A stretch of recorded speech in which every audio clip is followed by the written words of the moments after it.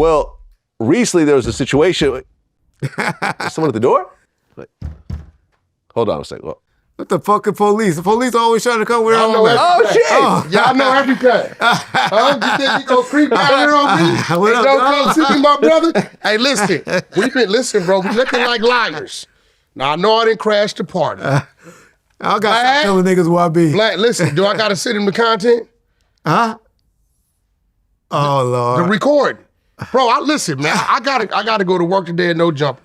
Vlad, I hope I'm not violating your space. no, it's all good. We family now. That's right. When you see this face, it's That's right. friend. Uh-huh. But Reg, how dare you think, you know what I call home to sis? Where Reg at? He at Vlad. He where?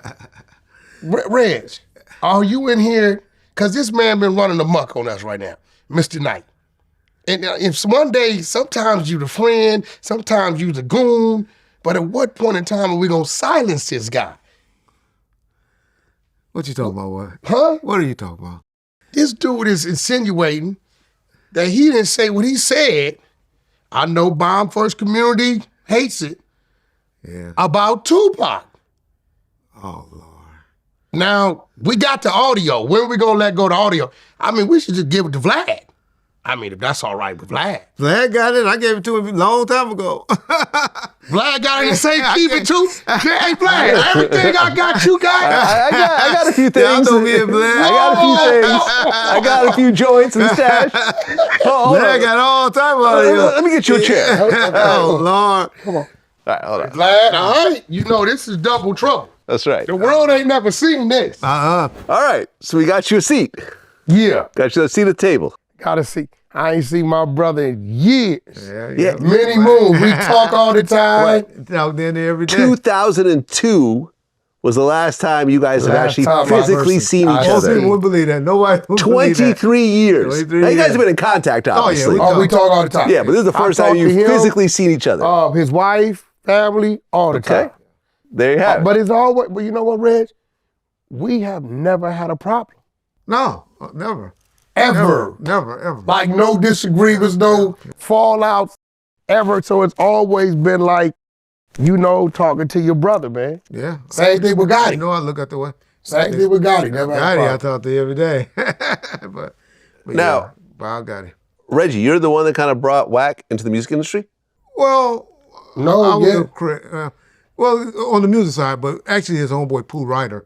What brought me to Death Row. Uh-huh. And what's tricky about that, a lot of guys bring people up there, and Reg being Reg, it's another one like the other one. You just an extra body and an extra head for whatever we got to do. But for whatever I caught Reg's attention. The conversation was different. And he seen when we had to go out and handle our business, I could convert with that. But when I was in the office, when everybody was shooting dice, rolling their weed, I'm asking him. I'm asking him.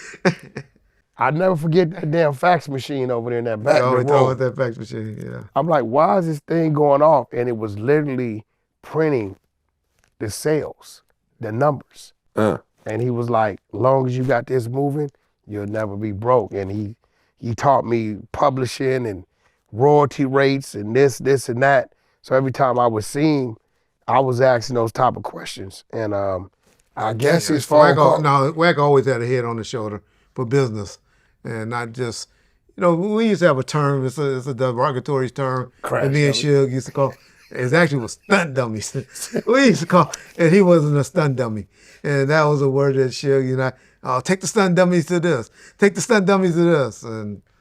But Take the stunt dummy, yeah, so. I told him, nah, this ain't a stunt dummy. This dude actually. So when Suge came home, that call came from Reg. Like, come up here, and that's how that meeting was. And he was like, ride with me. But I was just a janitor, Suge said I was just a janitor. Ooh. Yeah, Suge, he ain't heard Suge. He said, why y'all listen to the janitor? You know what's crazy? If you go look at the numbers, I want to say, I could be off by some millions. Yeah. I want to say Suge had generated maybe 32, 33 million, right? Sales. Yeah. But his cost was an excess of damn near 12, 13 million on expenses. When Suge went to jail, Reg generated 26 to 28 million of sales, but with $1 million or $2 million of cost. His cost was at a minimum. Because we didn't have no high budget videos. Yeah. You know, a lot of the work was done. So when you look at it, you ask yourself, who really generated what? We don't take nothing from Suge because the company come from him. Sure. But the janitor was in the paint, was in the positive 25, 26 million. Well, where did all these costs come from? Because I remember. You talking about Suge's or? Well, just death rows in general. Because for example, like I remember reading the book "Have Gun Will Travel." You ever read that? Yeah, I didn't read it, but You didn't read I it? know Okay. Ronnie Rowe. Yeah, I mean, exactly. Yeah. So they kind of describe what death row was like, and essentially, there's a bunch of guys sitting around. Nobody had contracts, and nobody would ever question their contracts because Suge would just kick them out. On that. And Well, maybe that part. Snoop wasn't getting paid that much for a lot of the money that Michael was Jackson generated. told you he was only making $1.25 in his heyday. Right. A record. That's back in those days. Yeah. And this is why I give Death Row, I give Suge his credit for, because he was one of those guys that kicked that door and said, we ain't taking 30 cents, we want 30%. See, I remember the Alcoholics, J-Row, my brother, when I paroled, we was living together. Okay. In Northridge, right? I remember seeing a check come in. They were literally busting down 30 cents. Yeah.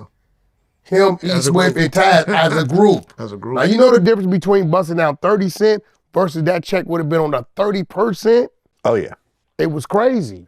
Suge did an episode over on Art's channel where he said that Tupac album was only making eight points off the album. That's not true. It was 12 points. Suge gave him 18 points. So my whole point is, people think you generate more money than what you actually do in the music business from the albums, which if you're making $1 a record, you were doing great. Yeah. That's only $5 million. Most people, great albums was only selling 5 million records back then. You're touring, your money really coming from everything outside of it. And you still pay for your videos. Yeah. You pay for your production. You pay for your studio time. That's why a lot of people get confused and think it's more money. But as Wack say, and that's where Wack100 was taking them out, because they had the benefit to start touring and going across leaving the United States. Yeah. So that's why these niggas was making money and all of that. Right, but there was also sort of a shift in the music industry, because when people were buying physical albums, CDs, cassettes, you can keep up vinyl, with there was way more money made on the record sale side.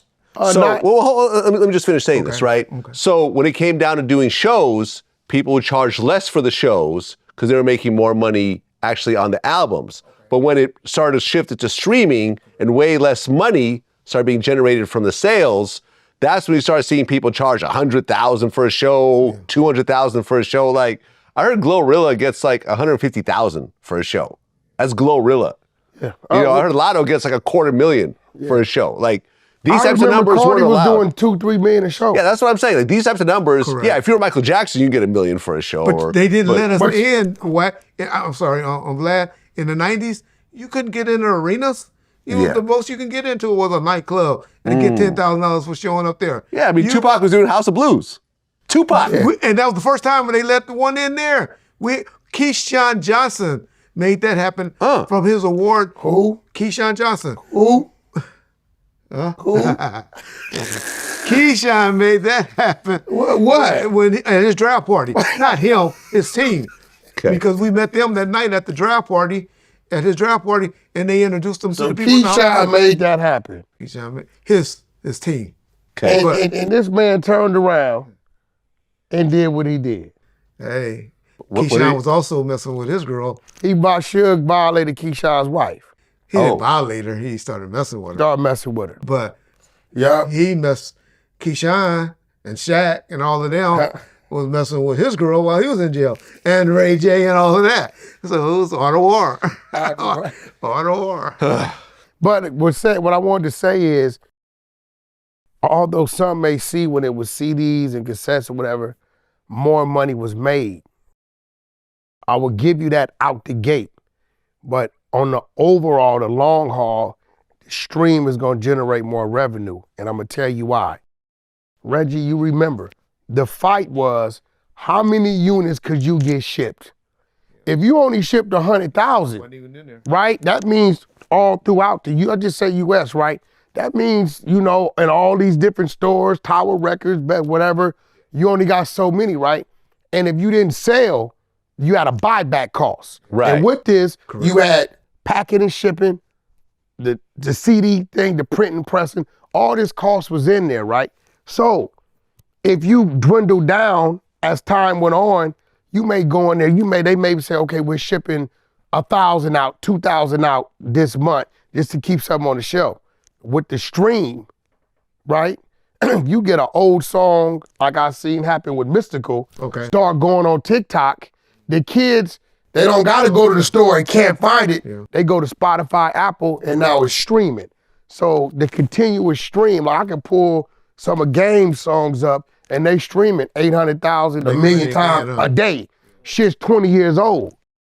You know what I'm saying? So in the long run, the stream does it. But the short run boost, definitely that $15.99 was getting it done. Gotcha. I saw something recently where Tupac, one of his songs, I think it was How Do You Want It or something like that, is picking up because of the TikTok songs that people are dancing to now. Yeah.